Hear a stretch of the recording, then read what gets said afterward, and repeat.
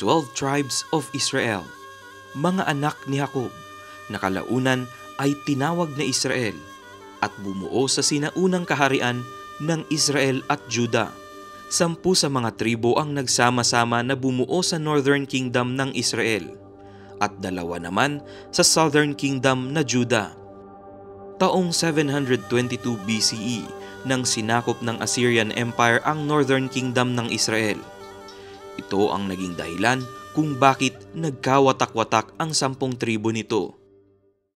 Ngayon, isa sa mga pinaniniwalaang kasama sa 10 lost tribes, ang Bnei Menashe o ang mga tribo na konektado kay Manase.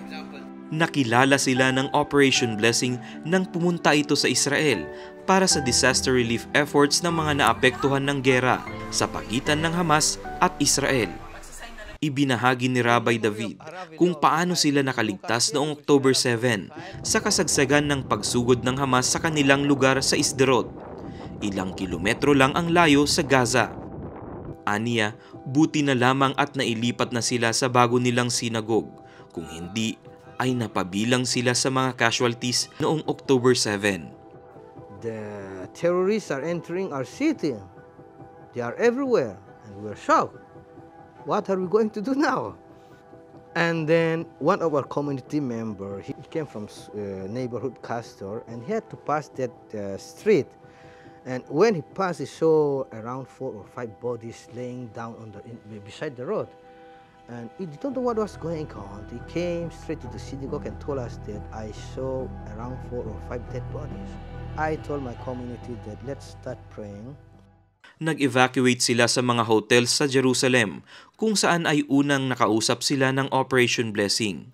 Humiling sila ng mga sapatos dahil marami sa mga pamilya ang hindi nakapagdala sa pagmamadali nilang makalikas. Dagdag pa rito ang mga pangangailangan para sa mga bata.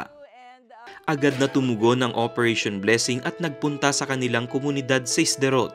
Dala ng Operation Blessing ang mga ni-request na sapatos, pati na rin ang mga baby milk at iba pang mga pangangailangan ng mga bata. Nasa kulang-kulang 50 pamilya na ang bumalik sa Sderot, habang ang karamihan ay natatakot pa rin bumalik kaya't nananatili pa rin sa mga hotels. Nagkaroon ng pagkakataon ang grupo na mas makilala pa ang tribong Manase. I have nothing to give you except for the blessings that we receive from our patriarch Yaakov Avinu, that is from Yaakov. I hope that you and your team have a great success in the future. Today we see a lot of people coming to embrace us and tell us that we are with you. This is a great blessing for us.